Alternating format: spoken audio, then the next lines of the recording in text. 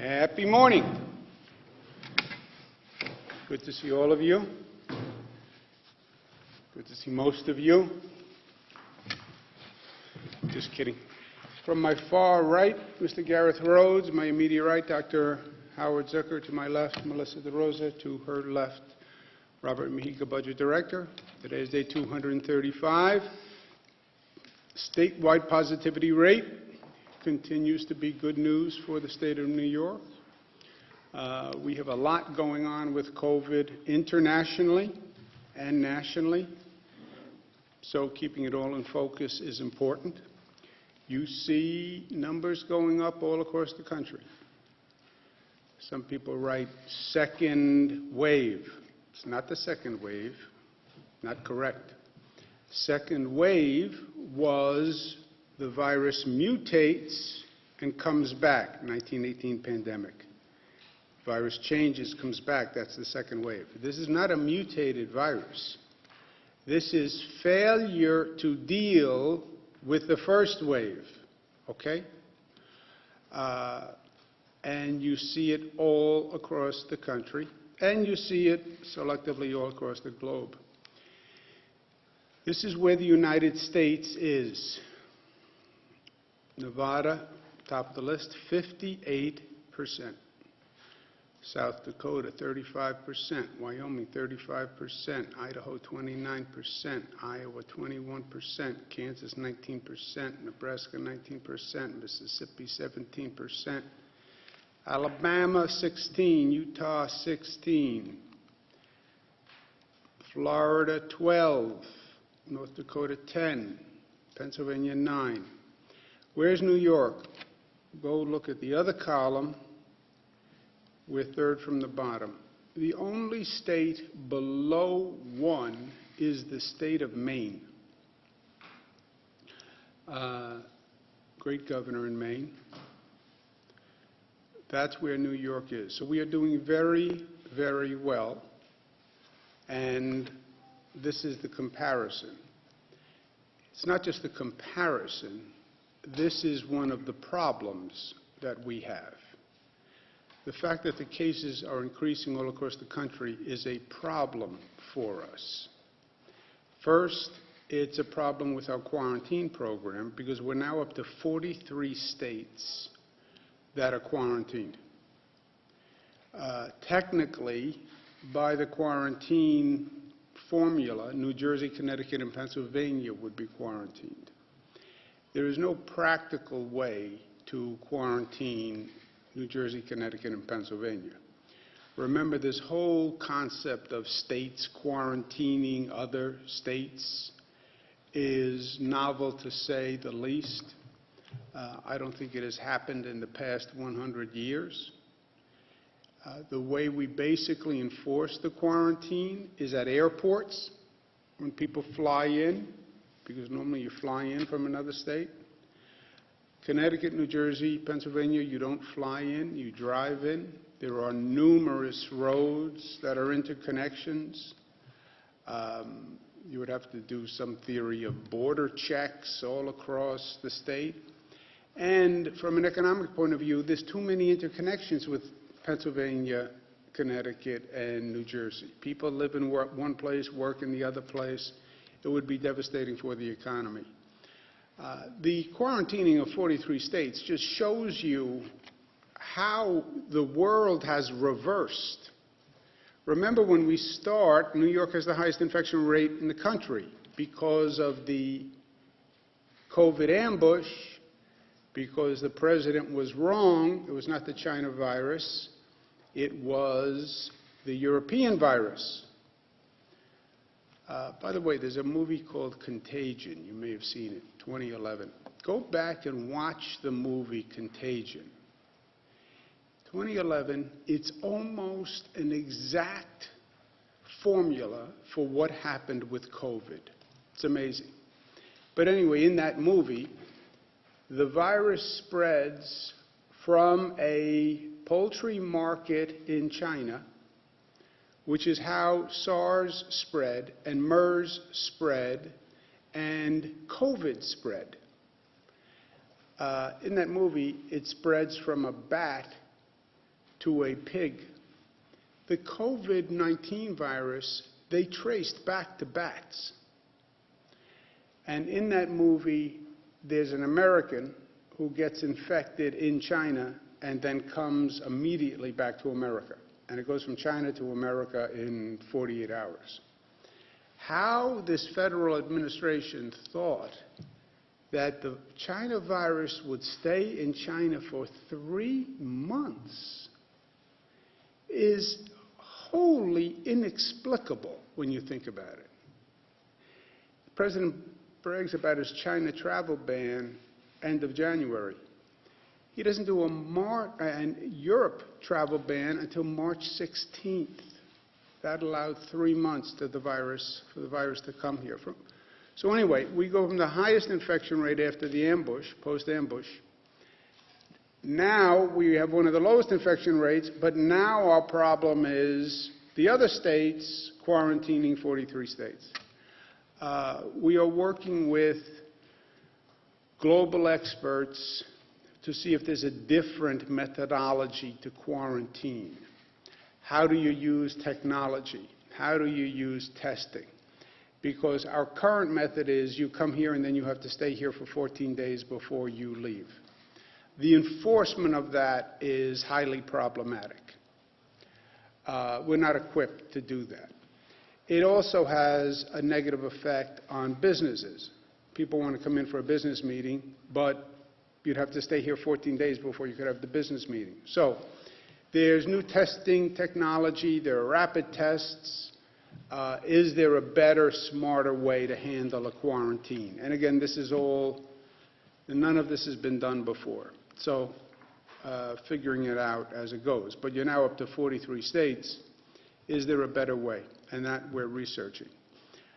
So for the fall, there are significant stressors, which the scientific community advised all along, by the way. Nobody can sit there today and say, oh, wow, fall is seeing a surge.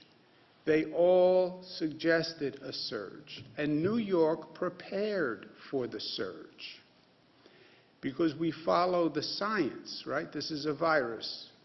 The virus doesn't follow politics. They've never found a Republican virus or a Democratic virus, despite all the research. They've never found a red virus or a blue virus. It's always just a virus. So science matters. So what happens in the fall? Schools open, colleges open, people come indoors. The outside activity is much safer. There's a COVID fatigue factor that I want to talk more about in a moment. Flu season starts. The symptoms in flu season look like the symptoms from COVID. And added bonus problem, other states are coming to New York with higher infection rates. These are all stressors for the fall. The good news is we have prepared for it. We have what we believe is the most sophisticated COVID detection and elimination system of any state. Because we've spent time, we've invested, and because New Yorkers are invested in it. What's the best you can do? Detect the smallest outbreak as soon as it happens. Patient 0. Trace it back to where it starts. Find a small outbreak, a small cluster, and jump on it. Quick action to contain it and eliminate it. That is the best you can do in this situation. You see an ember land in dry grass, ring the alarm, everybody run, stamp out the ember. The embers are what we call microclusters. And we can identify them from the testing data, from the hospitalization data, and mapping software. We identify the microcluster. That's called a red zone. We then put a buffer around it. That's called an orange zone. We then put a buffer around the orange zone, which is a yellow zone. Why? Because these areas are so small that people walk to a store, people walk to a restaurant, and you see the viral expansion will be a series of concentric circles. It just works its way out. You drop a pebble into a pond, and you have that first ring, and the second ring, and the third ring. That's how COVID spreads. So focus on the intense cluster and then set up buffer zones, and that's what we did. Most restrictions in the red zone, reducing the restrictions in the orange zone and the yellow zone. Reduce the restrictions in that area. Much better than what we were doing and what many states are doing, where they only have statewide data. So the only mitigation program is close the entire state, reduce activity in the entire state. We went from that to regions. There's a problem in a region, reduce the activity in the entire region. We now have the data that takes it to such a small level, we say we're going to reduce activity, but only in that small area, so we reduce disruption. It's only in your neighborhood. It's not 5 miles one way, and it's not 5 miles the other way. It's only in your area, which allows the economy to continue to run with less disruption. And then we said, we put in place the restrictions. We then watch the data for 14 days. We come back after 14 days, and we make whatever adjustments. The adjustments we're going to make are these. To exit a red zone under 3% after 10 days, 4% in less populated areas. What does that mean? The virus spreads faster in a denser population than in a more rural population. In a more rural area, you come into contact and proximity with fewer people than in a denser environment. If you are in the middle of New York City, you have one factor for spread. If you're in the middle of the North Country, you have another factor for spread. An orange zone under 2% after 10 days, 3% in less populated areas. A yellow zone under 1.5 after 10 days, 2% in less populated areas, right? So the differential between a populated area and a less populated area is also a more sophisticated analysis tool. But it's also inarguable. Additional considerations. Now remember, you're talking about very small communities here. Look at the hospitalization numbers. Are the hospitalization numbers going up or down? Where are the cases coming from in that community? Is there a congregate facility that is starting the spread? Has the local government been cooperative in increasing compliance and enforcement? I've talked about this a lot, but guys being gender neutral, a cluster does not happen unless two things happen: lack of compliance and lack of enforcement. That's the only way it happens. That is the only way it happens. People didn't comply, went to a party with more people, went to a bar with more people, had a private party in a backyard with more people. People weren't wearing masks. Lack of compliance and lack of enforcement by the local government. Where people don't comply, the local government has to enforce. If you have no compliance and you have no enforcement, you know what you have? Spread. That's it. There's no rocket science here. How did it happen? People didn't follow the rules. The government didn't enforce the rules, and now you have spread. And then everybody says, oh my gosh, this is terrible. Here we go again. Yes. 1 + 1 = 2. No compliance, no enforcement, more spread. period. So that's a factor. Is the local government actually doing the enforcement? And we know that has been spotty. And then, since you're dealing with a small community, is the community cooperating? Or is the community taking a hostile attitude and saying, we're not doing it, we're not wearing masks, we're going to violate the gathering rules, etc. So these are additional considerations, and this is literally conversations that we have with people and groups in the community. The current microclusters, this is what they did. First, what this shows is it is working. It is working. Again, because 1 and 1 equals 2. If you talk to the community about increasing compliance, if you increase enforcement, the spread will come down. Brooklyn went from 7.7 to 5.5. Queens and Kew Gardens, 4.1 to 2.5. Queens and Far Rockaway, 3.2 to 1.8. Rockland, 13 to 4. Orange, 34 to 4. All areas, 7.9 to 4.5. That's good news. Celebrate. Don't panic. Don't fear. Oh, it's out of control. No, we have it managed. We know how to do this. We just have to do it. Oh, I'm gaining weight. We can handle it. We know how to do it. Back on the treadmill. No cheesecake. We'll get it under control. This is a manageable problem. When we make progress, we adjust the targets. Brooklyn had a red zone, an orange zone, and a yellow zone. Brooklyn, the red zone remains the red zone. The orange zone becomes a yellow zone, and the yellow zone remains yellow. Okay, so in Brooklyn, the orange zone will go to a yellow zone. There are less restrictions in a yellow zone than an orange zone. So this is what South Brooklyn will look like. Queens, in Kew Gardens, there are 2 areas in Queens.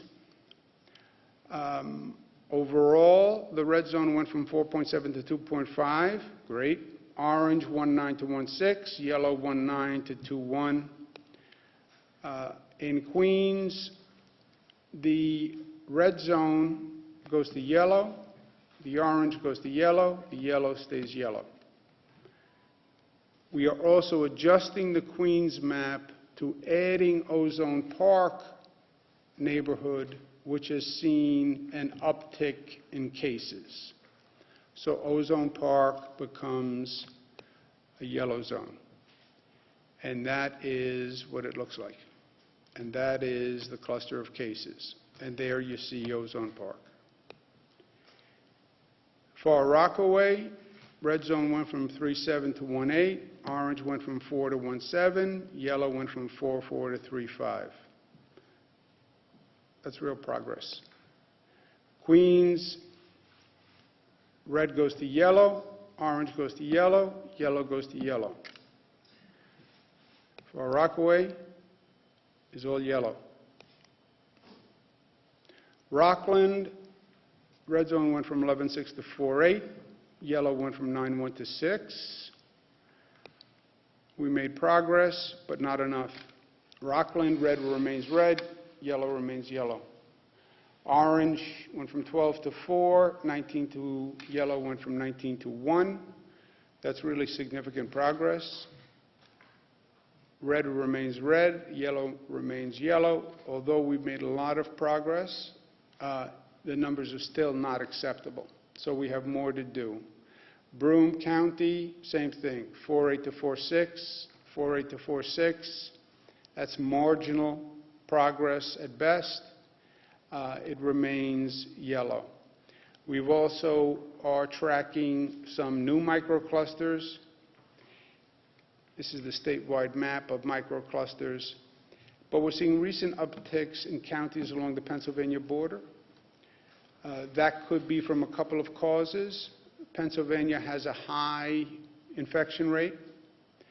You could have people going from those counties to Pennsylvania. You could have people from Pennsylvania coming into those counties. A lot of those counties people work in one place and live in another. And we're working to find specific events that triggered it. We haven't found them yet. It looks like more of a widespread, just community spread. At this point, we're going to do more testing to try to find out exactly what's going on. But Steuben County has been about 4% for. Next on News Channel 13 Live at noon, a person found pinned underneath a dump truck in Bern. We'll have that breaking news. Also, the latest on the search in the Berkshires for a missing teenager. And warm weather is making a return to the capital region. 68 degrees in Albany right now. Neil Estano has your first warning forecast.